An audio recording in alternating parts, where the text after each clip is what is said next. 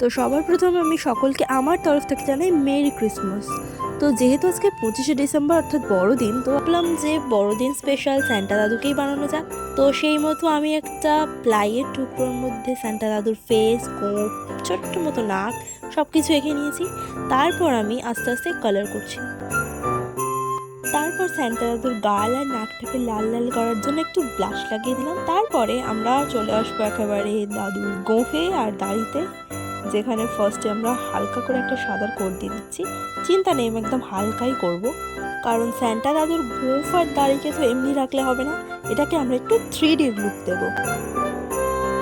কিন্তু তার আগে আমরা স্যান্টা দাদুকে লাল লাল টুপি পরিয়ে দিলাম এবং ব্যাকগ্রাউন্ডটাকে ব্লু এবং ব্ল্যাক দিয়ে কমপ্লিট করে নেব।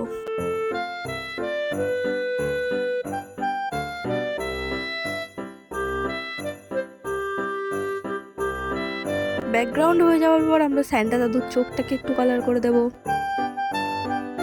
এবং তারপর এন্ট্রি হবে আজকের আমাদের মেন ক্যারেক্টার টিস্যু পেপারের। তো একটা বাটির মধ্যে অল্প কিছুটা জল নিয়ে তার মধ্যে টিস্যু পেপারগুলোকে কেটে কেটে আমরা দিয়ে দেবো।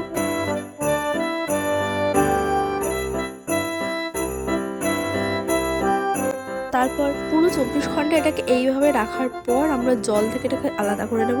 দিয়ে তার মধ্যে একটু দেবো ফেভিকল এবং তার মধ্যে আর একটু দেবো অ্যাক্রিলিক হোয়াইট, দিয়ে ভালো করে এটাকে একটু মিক্স করে নেব।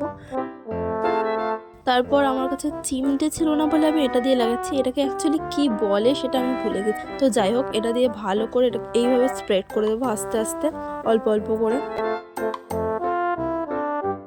তারপর চোখের মণি দুটোকে কালো করে সাদা সাদা ছোট্ট দুটো আইব্রো অ্যাড করে নিয়ে স্যান্টা দাদুর নাকটাকে আরও একবার টমেটোর মতো লাল করে নিলেই আমাদের স্যান্টা দাদু প্রায় রেডি। তো এরপর হচ্ছে কি স্নোফলের পালা। আমি ব্যাকগ্রাউন্ডে একটু স্নোফল এফেক্ট দিয়ে ডট ডট করে নিলেই ব্যাস আমাদের স্যান্টা দাদু রেডি হয়ে গেল। কেমন হয়েছে জানিও কমেন্ট করে। দেখা হচ্ছে অন্য কোনো ভিডিওতে। Thanks for watching.